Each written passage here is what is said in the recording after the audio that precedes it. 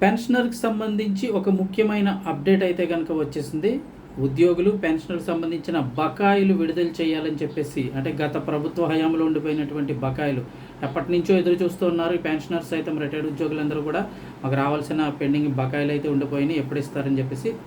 So గత ప్రభుత్వం చేసినటువంటి బకాయిలన్నింటినీ కూడా విడుదల చేయాలని చెప్పేసి, అంటే కొంత శాతం విడుదల చేయాలని ఏపీ ప్రభుత్వం అయితే కనుక భావిస్తుంది. దీనికి సంబంధించి ఒక ప్రకటన కూడా వచ్చింది. ఇప్పుడు ఎంత విడుదల చేస్తారో ఏంటి వివరాలు తెలుసుకుందాము. వీడియో తప్పకుండా ఒక లైక్ చేయండి ఫ్రెండ్స్. ఇంకా వివరాల్లోకి వెళ్ళిపోదాము. ఆంధ్రప్రదేశ్ ప్రభుత్వ ఉద్యోగులు అలాగే రిటైర్ అయినటువంటి పెన్షనర్లు అందరికీ కూడా ఇప్పుడు అకౌంట్లోకి అయితే డబ్బులు రానున్నాయి. పెండింగ్ బకాయిలు ఏవైతే ఉన్నాయో అవన్నీ కూడా విడుదల చేయాలని చెప్పేసి ముఖ్యమంత్రి చంద్రబాబు ఆదేశాలతో ఆర్థిక శాఖ మంత్రి పయ్యావుల కేశవ్ ప్రస్తుతం ఉన్న నిధుల లభ్యతను బట్టి ఉద్యోగులకు అలాగే రిటైర్డ్ పెన్షనర్స్ అందరికీ కూడా వీలున్నంత విధంగా త్వరగా చెల్లింపులు చేసేలాగైతే కసరత్తు చేపట్టారు. మొత్తం పెండింగ్ బిల్లుల్లో 7,059 కోట్లు అయితే కనుక విడుదల చేయాలని ప్రస్తుతం భావిస్తున్నారు.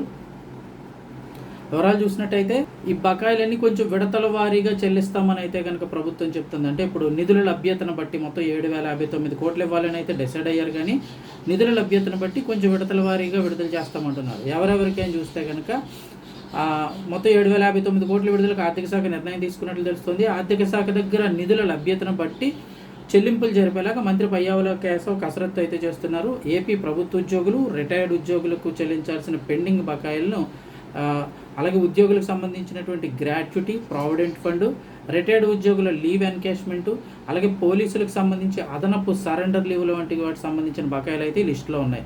అంతేకాకుండా ఇవన్నీ కూడా విడుదల చేయడంతో పాటు ఆర్టీసీ ఉద్యోగులకు సంబంధించి ఈపీఎఫ్ఓ సమస్యలు పరిష్కరించాలని నేషనల్ మజ్దూర్ యూనిటీ అసోసియేషన్ లేఖ ద్వారా ఆర్టీసీ ఎండీని అయితే కోరింది.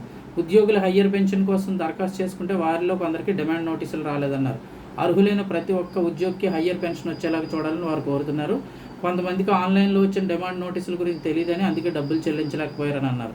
అలాంటి ఉద్యోగులందరికీ కూడా మళ్ళీ డబ్బులు కట్టేందుకు అవకాశం ఇవ్వాలని లేఖలో కోరారు.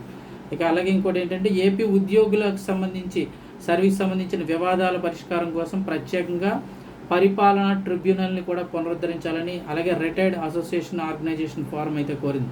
రిటైర్డ్ టీచర్స్ అసోసియేషన్ ఈ ట్రిబ్యునల్ 2022లో రద్దు చేశారని, దీంతో ఉద్యోగులందరూ చాలా ఇబ్బందులు పడుతున్నారని తెలిపారు. ట్రిబ్యునల్ ద్వారా సీనియారిటీ, ప్రమోషన్లు, బదిలీలతో సహా ఇతర అంశాలను ట్రిబ్యునల్ త్వరగా పరిష్కరించే అవకాశం ఉంటుందన్నారు.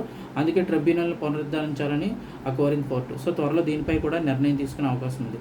సో ఓవరాల్గా బకాయిలు చూస్తే మొత్తం 7,059 కోట్లు ఉద్యోగులు పెన్షనర్స్కి నిధుల లభ్యతను బట్టి విడతల వారీగా చెల్లింపులు అయితే చేస్తామని ఏపీ ప్రభుత్వం చెబుతుంది.